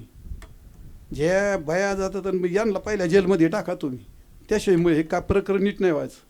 यांच्यावर कारवाई केली का लोक म्हणजे लोक आपल्यावर कारवाई होईल तर लोक काय समाज जागा होईल. त्या बाबाला तुम्ही प्रत्येक वेळी शोधून काढणार, त्याला फटके देणार, त्याला जेलमध्ये घालणार. आणि हे सगळ्या मोकळ्या सुटल्यात ना या. त्यांनी ह्यो बाबा सोडला का दुसरा बाबा. हे आता मंत्री म्हटल्यावरती आता काय बोलावं काय आता कसं काय शब्द काय शिल्लक राहिले. बरी माणसं काही कमी शिकलेली नाही, शिकलेली आहेत. ह्या महिला पण खूप शिकलेल्या आहेत. आणि आता तुम्हाला काय रोग आला त्यावेळी काय झोपले होते का तुम्ही? मग एवढं हे प्रकरण होत तर काय झोपले होते का तुम्ही? बरी थोडं काय 10-15-20 वर्षापासून चालली ही गोष्ट. याला काय म्हणतात? आन उपदेशिती तैसे झाले. ज्ञानेश्वर महाराज म्हणतात. बरं आलं मला सांगायला, आठवलं मला ते. आता माऊलीचा अभंग आहे, भगवे देखून म्हणती तारा स्वामी ते तव नेणून उपदेशाची रीती. आणि मग आन उपदेशिती तैसे झाले. ते काहीही उपदेश करतात. काही कोण अंगठे देतं तर कोण मणी देतं. मूर्खांना एवढं पण कळाना. अरे तो मनी देऊन आपल्याकडून पैसे घेतो तर मग त्याजवळ मनी ठेवून त्याला पैसे का नाही मिळत, मग तो का श्रीमंत होत नाही, एवढं पण नाही कळत. आता करतात समाज आहे, समाजाचे कोणी हातही धरीत नाही आणि समाजाचं कोणी तोंडही धरीत नाही. पण ज्ञानेश्वर महाराज म्हणतात नका असं करू. तुम्ही जर तसं केलं तर तुमचा फसवा होतो. आन उपदेशी तैसे झाले. समाज कुणीकडे मेंढरासारखा वळेल याचा काही भरोसा नाही बाबा, याचा काहीच भरोसा नाही. आणि अजूनही मला नाही वाटत समाजात काही सुधारणा झाली म्हणून, मला नाही वाटत काही सुधारणा झाली. फार लेट टक्क्यावरील मोटर मोजण्यासारखी लोक, अरे हा हा हा करता भल्या माणसा हो. माझ्या लहानपणी या शिर्डीला काही नव्हतं हो, तिथं काहीच नव्हतं. आता कुठं कोणत्या, हळूहळू सांगतो, कोणाला सांगू नका, कोणत्या पुराणात हे, कोणत्या शास्त्रात हे, का कोणत्या परंपरेत हे, का साधू संताची काय आहे त्याचं मूळ चरित्र पहा. मूळ चरित्र सांगतं मला बेड्या घालतील लोक. परिस्थिती केवढं उदयाला आलं, टाकलं झाको नगर जिल्हा सगळा. अहो परिस्थिती अशी झाली, मी तर लई मोठ्या महाराजांचं नाव नाही सांगत तुम्हाला, मी त्यांना असं लई झाडलं त्यांना. हे काय करताय म्हणलं तुम्ही. अहो ते पारण साईबाबाचं पारण करायचं, संध्याकाळी हरिपाठन कीर्तन करायचं. मी म्हणलं महाराज गाथांद्यानी श्री सप्ताच्या मंडपातून जर उद्ध्वस्त झाली, समाजात पहिलीच पद्धत आहे ती, तिकडं जाम पाहतो परिसरात, काय करता म्हणले तुम्ही. पण ते कोण ऐकताय महाराज, आपलं कोण ऐकतंय. गाथा ज्ञानेश्वरी गीता गाथा भागवत याचे पारायण हरिपाठ आणि संध्याकाळी कीर्तन, ही वारकरी संप्रदायाची परंपरा आहे, पद्धती. पण लोकांनी ती दुसरंच काढलं. तर मग याला काय म्हणतात, हे केवढं झालं, किती उदायला आलं. नगर जिल्ह्यातलं महाराष्ट्रात गेलं, महाराष्ट्रातलं भारतात गेलं, भारताच्या बाहेर गेलं, ते काय काय झालं हे मी काय तुम्हाला सांगत नाही. आन उपदेशी ते तैसे झाले, आन उपदेशी ते तैसे झाले. हे आपल्या जवळचं शिंगणापूर, मी आता पाहत होतो महेश महाराज, आम्ही लहानपणी जातो त्या वट्याला सायकल होती, सगळे कुत्री झोपलेले आहे तिथं सगळे. तेवढी देव कुठं गेला होता तो, आताच कसं काय उदयाला आला तो, आलं उदयाला. त्याच्यावर पिक्चर निघाला, इतकं तू झाले मागं सगळं प्रकरण आलं बाहेर. यांचे सगळे प्रकरण बाहेर येते ते. मी असं का होतं, समाज असा अडाणी का राहतो, तुकाराम माणसं का टोचतं तुम्हाला, ज्ञानेश्वर महाराज तुम्हाला का वाकायला लागलेत, नामदेव महाराजांनी खूप सोपं लिहिलं आहे, नाथ महाराजांनी खूप सोपं लिहिलं आहे. लोक हो इतकं वाईट आहे, समाजात वाचव ही संकल्पनाच नाही आपल्या समाजात. सकाळी उठल्यावर 4 ओळी वाचाव्यात ही संकल्पनाच नाही. कंबर मोडूस तर तुटूस तर अभ्यास करतील, मार्क मिळवायचा आणि ते हे करायचा. पण घरात ना परंपरेत नाही, ना बाप दाद्यात नाही, ना आता कुठं शाळेत नाही, सगळं आंधळदळीत आणि कुत्रपीठ खाता असं आहे. शाळेमधला इतिहास तपास असो मी आता कोण नसेल का शाळेनं, आता आम्ही तर शिकलो नाही शाळा, आम्ही ताडणीच माणसं आहेत. अरे त्या सुलतानाचे मुसलमानाचे इतिहास तुमच्या बोकंटी आणून घातली आणि शिवाजी महाराजांच्या 4 ओळी लिहिल्या आहेत का नाही शाळेतल्या पुस्तकात आत्तापर्यंत. आणि काय चाललंय, वस्तुस्थिती का खोटं आहे का ही गोष्ट. लादलं का तुमच्यावरती, कुठं समाज जागा होतो, नाही जागा होत. समाजाची गोष्टच आज असते, भयंकर असते. अरे सुलताना एवढेच आले असते. मी म्हणतो नुसत्या महाराष्ट्रातल्या बया जर नुसत्या दगडन लाकडं घेऊन मागं लागले असते त्यांना मारून टाकलं असतं. काय आपण समाज कमी होता का त्या काळात. आले ना ते इंग्रज किती आले होते, पहिले 50च आले होते, 50 500 झाले. अख्खा महाराष्ट्र उठला असता आणि त्याला धोपटायला दगड घेऊन मागं लागला असता, राहिले असते का ते, नाही. मग असंच झालं सगळं असंच होतं. तसंच धर्माची गोष्ट. मग ज्ञानेश्वर महाराज म्हणतात नका रे असं करू, नका असं करू. भगवंतांनी तुम्हाला बुद्धी दिली, तुम्हाला ज्ञान दिलं, संतांची विचार पहा, हे खरं की खोटं याचा विचार करा. आन उपदेशिती तैसे झाले. त्याला ज्ञानेश्वर महाराजांनी एक दृष्टांत देतो, तुम्हाला दृष्टांत सांगतो. विठाल विठाल विठाल विठ्ठल. ज्ञानेश्वर महाराज म्हणले एक मनुष्य प्रवासाला निघाला. मे महिना होता, खूप ऊन लागलं, तहान लागली, पाय भाजले, देवा काय खाऊ काय पाणी पिऊ, लय त्याला त्रास होऊ लागला. मग त्याला रस्त्याने चालता चालता एक मोठ्या फळाचं झाड दिसलं. त्याला खूप आनंद वाटला. सगळी फळं तोडली, वटीत घेतले आणि घ्यायला चिंचे झाडाखाली बसला, घाम बिम पुसला आणि फळ खायला सुरुवात केली. मग ते फळ खायला लागले. अरे राहू दे, पुढे एवढ्या काय नांगरं वडायला लागले का. दिवस आम्ही वनात पायी वाऱ्या केले, यायला काय माणसं चाव चोचले करतात. परत मग लागली थोडी ताण. तर काय होतं त्याला, मी एखादा घोट पाणी पितो याचा अर्थ मी म्हातारा आहे, तुम्ही म्हातारीत का काय? बरं महाराज पिले तर तुम्हाला काय नाही माहिती बाबा. विठाल विठाल विठाल विठाला आता काय खाऊ म्हणून चिंचे झाडाखाली बसला, ते फळाचा ढेग पुढे घातला. पण ते फळं कशाचे होते? फळे होते रुईची. रुई माहिती ना आपल्याला? रुई माहिती, रुईचे फळं होते. मग आता पहिलं फळ घेतलं आणि फोडलं, त्यात काय निघाला असेल हो? तुमच्याकडे काय म्हणतात त्याला? हा म्हातारी. म्हातारी डोक्यात अजून म्हातारी रे बाबा, अजूनही म्हातारी जाईना डोक्यातली.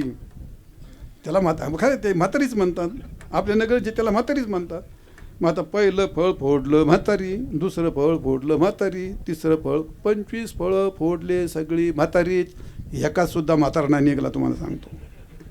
मग आता माऊली म्हणतात, कोणे के प्राणी प्रवाक्षुधेने पिढीला, म्हणून दोडे तोडू गेले, खाओ बैसे तो नुसदीच रुटी उडी, ठकले बापुडी तैजे झाले. संत ते कवन, संत ते कवन, हे जानवे कोण गेजराज.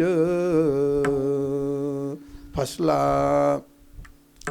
मग त्याला फल नसताना फल तो बुद्धी झाली की नाही? झाली. आणि फसला की नाही?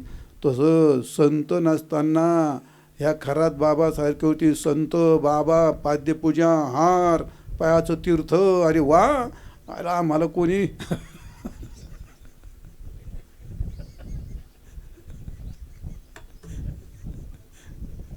लोक फार आमचे कातडी निघले तरी लोक आम्हाला शिव्या देतात. द्या बाबा आता एवढं तुमचं हक्काचं ठिकाणी द्या, शिव्या द्यायचं काय झालं. फल नसताना फलवतो बुद्धी झाली. तसं संत नसताना संतत्व बुद्धी होणं याला फसवा म्हणतात. पहिला फसवा. फसला. अजून 2 दृष्टांत सांगायचे. उठला, चालायला लागला, लय भूक लागली, खाल फसून गेला बिचारा. चालता चालता एक गावात गेला, बसला. मोठं मंदिर होतं, खूप झाडी बिडी होती, बसला वाटेवरती मस्त. आता काय करावं? एक ग्रस्त आला, तो म्हणला, बाबा मी लय थकलो रे, काय करू? भूक लागली म्हणला खूप. काय थकवायला काय? तो म्हणला, काय नाही, एखादं तेल घ्या, अंगाला थोडं, तुमची विश्रांती चांगली होईल. आता याला वाटलं तेल कोण कुठून आणा बाबा तेल? पण त्याचं सुदैव असं, ज्या झाडाखाली बसला होता ते झाड होतं बिब्याचं. त्याच्या पुढे टपकन एवढा बिबा पाडला. त्याने तो बिबा घेतला आणि पाहिला, फोडलं, त्यात तेल निघालं. तो म्हणले, अरे वा, काय सुदैव चांगलं, आपल्याला तेल तर मिळालं म्हटलं. मग आता त्यांनी बिबा माहिती ना तुम्हाला? असा एवढा राहतो तो. अर्ध्या लोकांनी मागं डोके हलवली. याला म्हणतात कीर्तन. बिबा एवढा नसतो. बिबा केवढा तो? एवढा पांढरा. आज लोकाला काही का ते मोरारी भाईचं राज्य होतं ना, त्या काळात ते मुंबईचा आणि महाराष्ट्राचा वाद झाला होता. असा वाद विकोपाला गेला. ती मुंबई गुजरातला जोडायची म्हणजे जेव्हा महाराष्ट्रातले मराठी उठले, तुम्हाला सांगतो, हे पुढे मग बाकीचे ते कार्यकर्ते असतात. तुम्हाला ते कार्यकर्ते भुरडफोके काय नाही, ते नुसते भुरडफोके असते. ते कोणीकडे वळतेल आणि कोणाचा जय जय कर, त्याला काही भरोसा नाही त्यांचा. जेव्हा कार्यकर्त्याच्या ट्रका भरल्या मुंबईमध्ये, जेव्हा मोठा मोर्चा निघाला, मुंबई संयुक्त महाराष्ट्र झालाच पाहिजे, आमची मुंबई आम्हाला मिळालीच पाहिजे, मुंबई संयुक्त महाराष्ट्र झालाच पाहिजे, झालाच पाहिजे, झालाच पाहिजे. मागचे नुसते म्हणजे हा झालाच पाहिजे, म्हणजे हा झालाच पाहिजे. ते मुंबईचे म्हणले लोक म्हणले, यार काय झालाच पाहिजे? कोणाच ठाऊक काय झालंच पाहिजे? कोणाच ठाऊक काय झालं पाहिजे? असंच चाललंय समाजात. शिकलेली तशीच, हाडानी तशीच, सगळी तशीच, येड्या रताळासारखं काय कोणीकडं काय बी झालंच पाहिजे. अरे काय झालं पाहिजे? जाऊ द्या. मुद्दा बिबा छोटा राहतो, काळा राहतो, पण असा जर त्याच्यात जर सुई घालून आत हातून टेकलं ना, 4 तासात चट्टा घेऊन उठतंय. इतकं विखरी असतं ते बिब्याचं असतं. तसे काय माणसं, बिबा कुठे गेला का उततो, इथं लावली होतं, कुणीकडे लागला का उततोच तो. तशी काही माणसं कुठे गेली का उतलाच. एखाद्या सप्त्यात गेला तरी उतला, एखाद्या लग्नात गेला तरी उतला, सुपारी फोडायला गेला तरी उतला, कोणाच्या घरात जाऊन नुसता चहा प्याला तर त्या नवरा बायकोचं रात्री भांडणं झाली पाहिजे. बघा, ही माणसं कुठं उततील याचा काही भरोसाच नाही. कुठं उततील याचा काही भरोसा नाही. त्यांनी ते बिबे गोळा केले, ठेसले सगळे, वाटीत तेल घेतलं, पूर्ण अंगाला चोळलं आणि मस्त झोपला. कशी काय झाली असेल विश्रांती त्याची? अरे अरे अरे अरे असं माऊली म्हणतात. कोणे के प्राणी प्रवासी पिढीला स्नेहाळू देखीला बिबवा तो तयाचे ते स्नेह लाविता अंगी सुजला सर्वांगी तैसे झाले. संत ते कवन हे जानवे कोण केशराज. असा सुजला बिबा स्नेहाळू नसताना स्नेहाळू वाटला, अंगावर उतला. तसे बाबा कसे उततात ते सांगतो तुम्हाला. 2 दृष्टांत. तिसरा आता संपवतो दृष्टांत. ज्ञानेश्वर महाराज म्हणतात फळाजवळ गेला आणि फसला, बिबेजवळ गेला आणि उतला बिबा, आणि नंतर उठून चालायला लागला. त्याच्या दुर्दैवाने इकून पावसाची पाळी आली. आणि पाऊस म्हटलं का मनुष्य आश्रय शोधितो. तुम्हाला पण माहिती, आपण सगळे त्यात शेतकऱ्याची माणसं. रस्त्यानं चाललं एक जाळी माहिती आहे तुम्हाला. जाळीत घुसला. आता जाळीत होती अस्वल माहिती तुम्हाला. तुमच्याकडे अस्वल आहे? अस्वल तुम्हाला माहिती आहे? अस्वल तुमच्या घरातली नाही, ती जाळीतली. मग जाळीत गेला, घुसला, तिथं होते अस्वल. आता अस्वल काहीचे मुके घेईन का, बाबा रे बरा आलास.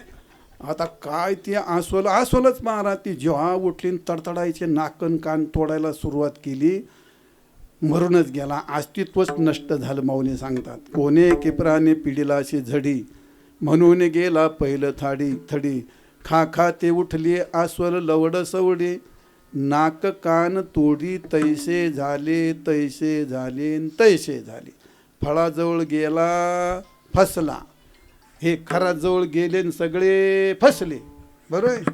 आणि काय यांच्याजवळ गेले ते उतले. बाबाला जमीन बी, बाबाला बंगला बी, आणि बाबाला बायको घेऊन शेवेले. त्या बाबाने बंगला घेतला आणि जमीन घेतली, ती बायको घेतली, उतला. अख्खा उतला ना तो. लय प्रकरण आहेत, मला लय पाठ आहेत. पण आता तुम्हाला इथं एकांतच बसा, मी तुम्हाला हे एवढं सांगून प्रकरण. बाबा उतल्याचे प्रकरण. उतला बाबा. आता महाराज म्हणतात अरे बिबा स्नेहाळू नाही, पण तुला स्नेहाळू वाटला. तसा बाबा स्नेहाळू वाटला आणि मग तो असा उततो म्हणजे उतला. 2 म्हणजे फल नसताना फलत्व बुद्धी होणं, सामान्य साधारण मनुष्य असताना त्याच्यावरती संतत्व बुद्धी होणे आणि त्याचा तो फसवा होणे. बिबा स्नेहाळू नाही, तसा बाबा फार प्रेमळ, बाबा फार प्रेम करतात, बाबा फार नरम, बाबा फार अमकं तमकं. आणि मग त्याच्याजवळ जाताना तो बाबा उठतो बिब्यासारखं. 2 ठिकाणी फसला आणि 3ऱ्या ठिकाणी मग जातो महाराज, सर्व समर्पण करतो, सगळं हिसकून घेऊन बाबा त्याच्या डोंगर लात मारून बाहेर काढून देतो. आणि मग तो त्याचं अस्तित्व संपतं. कशाप्रमाणे? जाळीत गेला अस्वलाने त्याला खाऊनच टाकलं. मग ज्ञानेश्वर महाराज म्हणतात मग तसं नका करू देवा, आमच्याकडून असा फसवा होतो.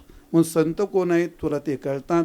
आणि म्हणून संतांची भेटी काय आहे, संत कोण आहेत, संत कशाला म्हणतात, संतांची भेटी काय आहे हे तुला कळतं. संत ते कवन हे जाणवे कोण केशीराज. देवाला कळतं. म्हणून देवा संत कोण आहेत मला संतांची भेट घडून दे. अभंगाच्या 1ल्या चरणात म्हणतो. देव बसे चित्ती हो, देव बसे चित्ती,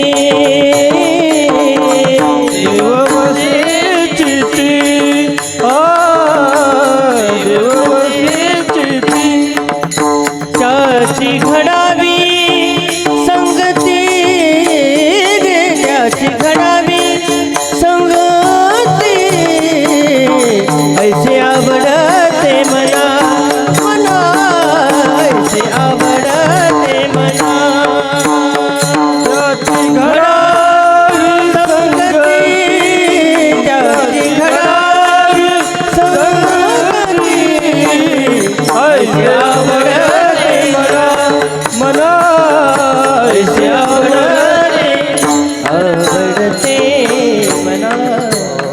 ऐसे आवडते मना. देवा पुरवावे वासना, देव वसे चित्ते त्याचे घडावी संगती. वेळ संपली वाटतं ना. बर त्याची घडावी संगती. महाराज म्हणतात देवा मला संतांची संगती घडू दे. आता वेळ संपली, डिझेल पण संपलं गाडीतलं आता. आणि म्हणून महाराज म्हणतात संतांची संगती करावी. जीवनाचा स्वभाव असतो कशाचा? संगतीचा. पण मग जीवनात कुसंगती असते, विसंगती असते, सत्संगती असते.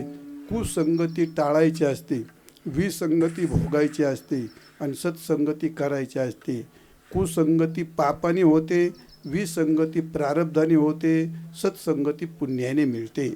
कुसंग त्याचं फल आहे नरक, विसंगतीचं फल आहे फजिती आणि सत्संगतीचं फल आहे मोक्ष.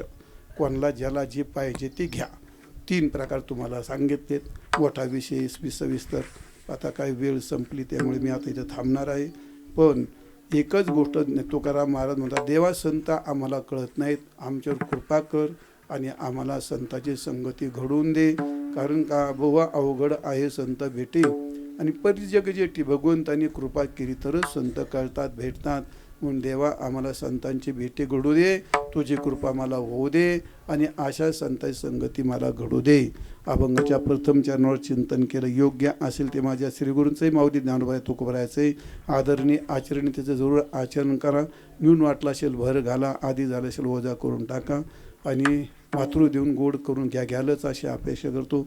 झाल्याशिवाय भगवतीने समर्पित करून मी या ठिकाणी थांबतो. रखुमाई धोबार कुमाई धोबार कुमाई धोबार कुमाई मना देवा पूर्वावे वासना हरे जना सवे भेटे नहो अंग संग तुटे.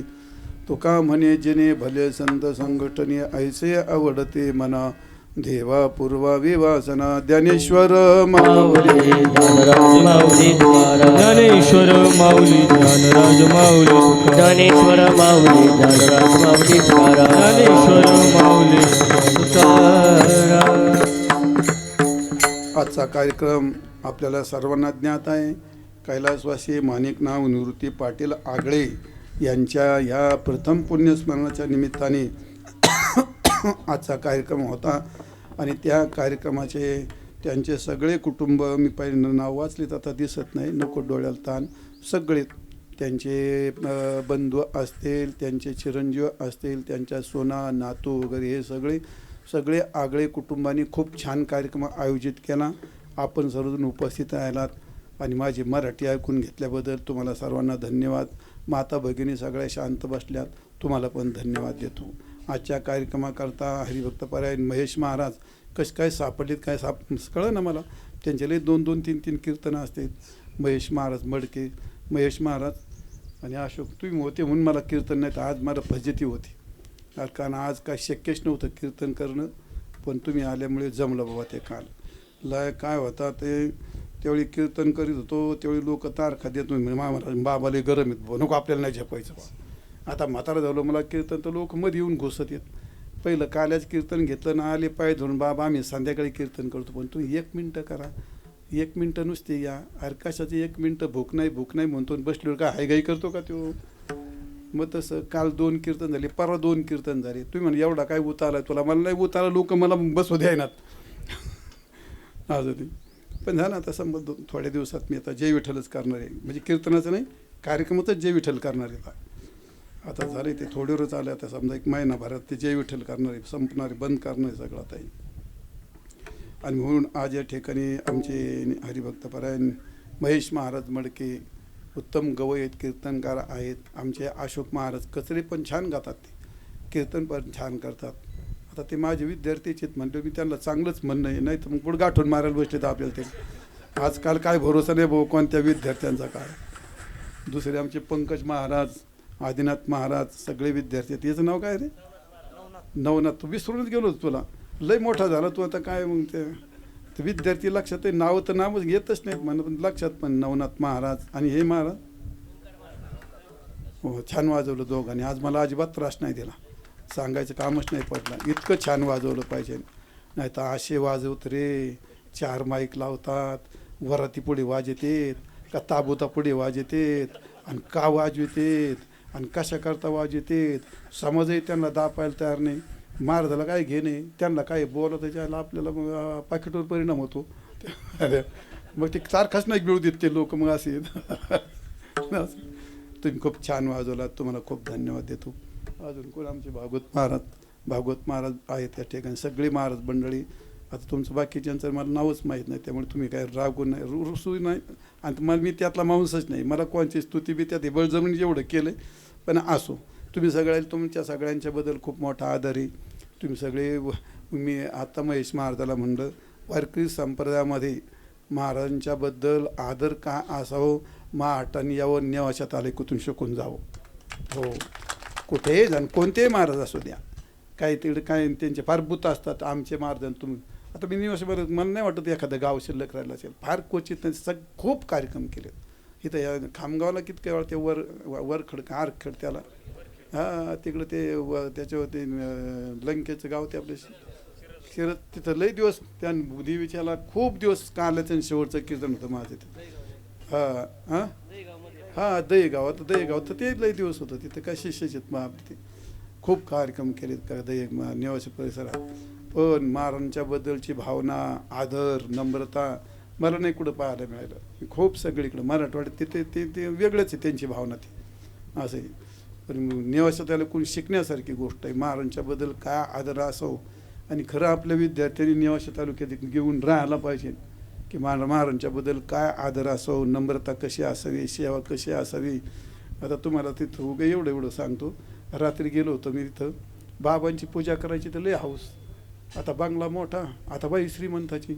जेव्हा बाबाला पाठवर उभं केलं आणि बाई पळत पळत तांबे घेऊन आणली आणि ठेवली, पळत पळत गेली, दिवा लावला मग आणून ठेवली, पळत पळत गेली, तांदूळ घेऊन आली आणि पळत मग पाणी आणलं आणि पायावर पाणी होतं म्हणजे ए पिंट्या तो टावेला आण पिंट्या तिकडं टावेला तिकडं. मग ही गेली टावेला आणायला, पार मी पडायची वेळ आली माझी, 15 मिनटं झाली. आता हे कोणता आधार आहे भाऊ म्हणलं, आता हे आदर कोणता. आता इथं आपण आज सगळे पाहिलं ते आगळे साहेब काय ते प्रेम असल्याशिवाय या गोष्टी होतात, आदर असल्याशिवाय या गोष्टी होत नाहीत. म्हणून निवासी तालुक्यातून परमार्थ करणाऱ्या माणसाला आदर शिका तुमच्याकडून, असा अत्यंत आदरभाव. आणि त्यात आपले हरिभक्त पारायण गुरुवर्य भास्करगिरी महाराज, आणि त्यांनी तर याच्यामध्ये तर तुम्हाला खूपच शिक्षण दिलेलं आहे. खूप शिक्षण दिलं याच्यामध्ये, खूप शिक्षण दिलं. त्याला मोठं खतपाणी घालून लोकांच्या भावना खूप मोठ्या केल्यात. खूप चांगली गोष्ट आहे. असो, तालुका हा केवळ मोहिनीराजांचं वास्तव्य, भगवंताचं पदस्पर्श झालेला आहे.